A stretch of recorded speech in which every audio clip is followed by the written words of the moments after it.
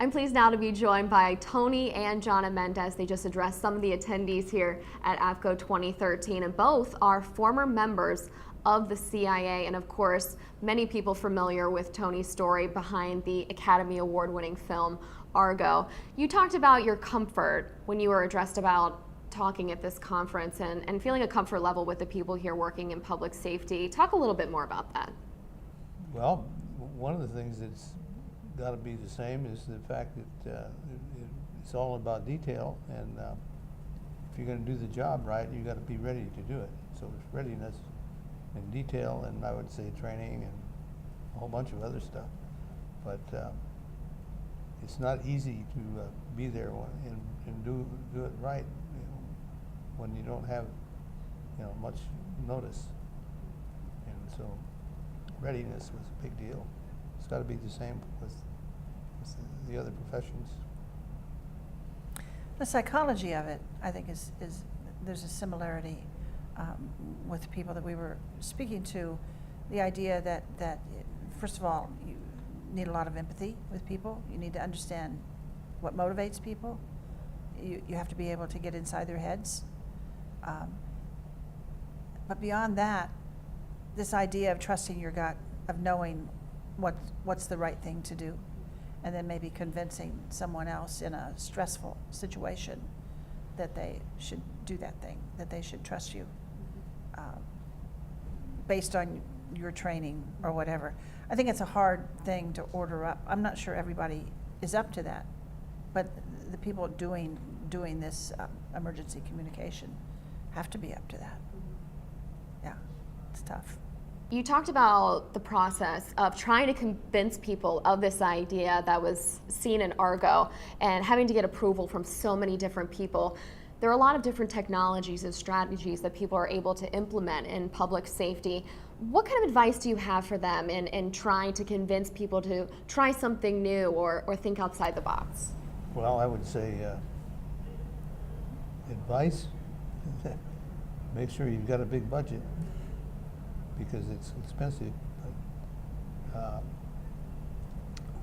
there are ways to get things done without taking too long, and if you can learn the ways of government and apply them to some of your problems, that's really important. The technology that we would work with at CIA, we typically invented it. We would do the R&D, the research and development, and we would develop systems that didn't exist to meet our very particular needs. Today, they don't do that any longer. I think when we were inventing it, we owned it from the beginning. Now, they're more inclined to buy something commercially off the shelf and modify it. So it's not in-house, it's not made in-house, it's a kind of an other thing. I think people are more resistant to technology that way, when it's not something that you've developed on your own.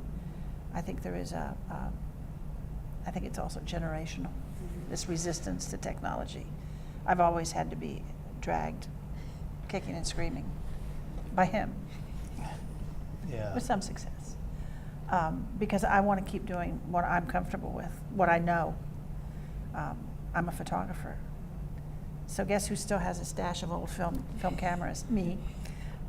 A lot of trouble finding film these days, but I still got the cameras, and just creeping into digital because I have to start over.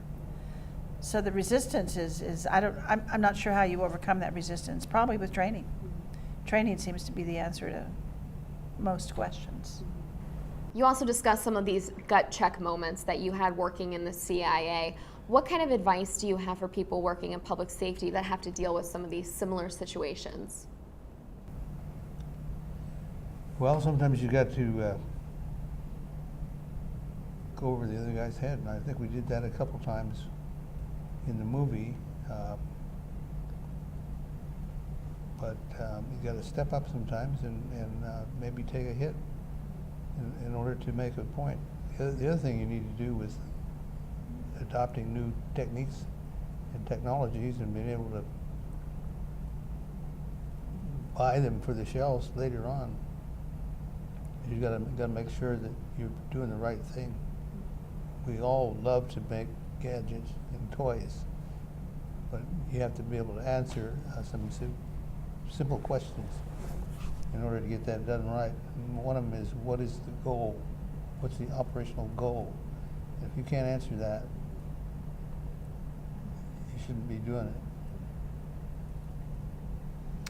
Another aspect, though, of this is we talk about you're trying to get people to trust you, but I think you also have to learn to trust yourself, to trust your own instincts, and they're usually based on experience and training and what you know. But at the end of the day, sometimes you just have to make a decision,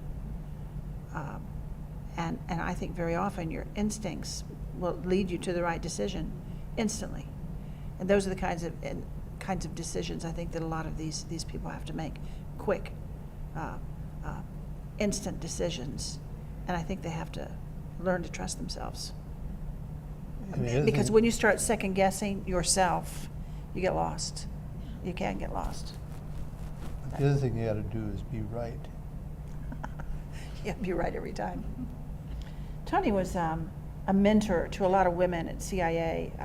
In my generation, the women were really just kind of coming up, and Tony had all these words of wisdom that he used to throw around like pearls on the grass. But the idea of he insisted that you have fun while you worked, even when it was deadly serious, because it was like a pressure valve that would release some of that energy.